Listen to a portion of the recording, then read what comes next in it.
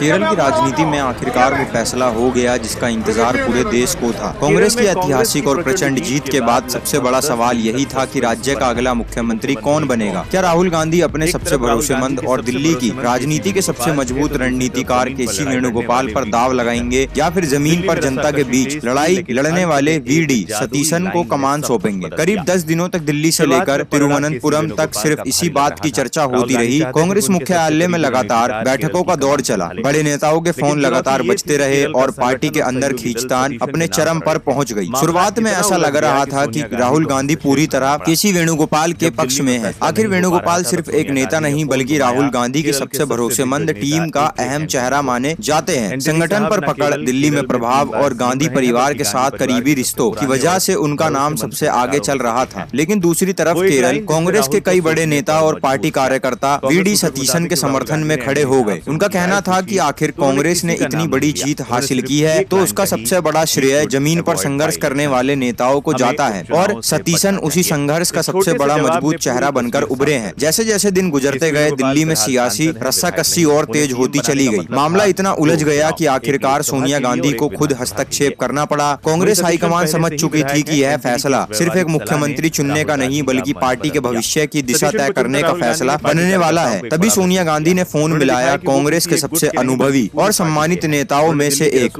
के एंटनी को। एंटनी सिर्फ केरल के पूर्व मुख्यमंत्री ही नहीं बल्कि गांधी परिवार के सबसे भरोसेमंद और पुराने सलाहकारों में से एक हैं। राजनीति में उनकी छवि हमेशा शांत, संतुलित और दूरदर्शी नेता की रही है। जब राहुल गांधी ने एंटनी से पूछा कि आखिर मुख्यमंत्री किसे बनाया जाए तो सभी को उम्मीद थी कि वह किसी एक नाम का समर्थन करेंगे। लेकिन एंटनी ने सिर्फ एक लाइन कही, we should avoid by election, यानी हमें उपचुनाव से बचना चाहिए। यही वो एक लाइन थी जिसने पूरी रणनीति और राजनीति का रुख बदल दिया। राहुल गांधी तुरंत समझ गए कि एंटनी क्या कहना चाहते हैं। केशव वेणुगोपाल फिलहाल संसद में है, विधायक नहीं। अगर उन्हें मुख्यमंत्री बनाया जाता है तो पहले उन्हें विधानसभा का सदस्य बनना पड़ेगा। इसका मतलब होता है एक लोकसभा सीट खाली होना और फिर 2 अलग अलग उपचुनाव करवाने पड़ते। वहीं दूसरी तरफ वीडी सतीशन पहले से ही विधायक हैं और उन्हें मुख्यमंत्री बनने में किसी संवैधानिक या राजनीतिक जोखिम का सामना नहीं करना पड़ता। एंटनी का यह व्यवहारिक सलाह राहुल गांधी को गहराई से प्रभावित कर गई। इसके बाद कांग्रेस हाईकमान ने आखिरकार वीडी सतीशन के नाम पर मोहर लगा दी। इस फैसले के साथ राहुल गांधी ने पार्टी को एक बड़ा राजनीतिक संदेश भी दिया है। उन्होंने यह दिखाने की कोशिश की है कि कांग्रेस अब सिर्फ दिल्ली की राजनीति से चलने वाली नहीं रही बल्कि जमीनी मेहनत करने वाले नेताओं को भी बराबर का सम्मान मिलता है। सतीशन को मुख्यमंत्री बनाना उन लाखों कार्यकर्ताओं के लिए भी एक संकेत था जो लंबे समय से यह महसूस कर रहे थे कि मेहनत करने वालों को अक्सर दिल्ली की लॉबी के सामने नजरअंदाज कर दिया जाता है।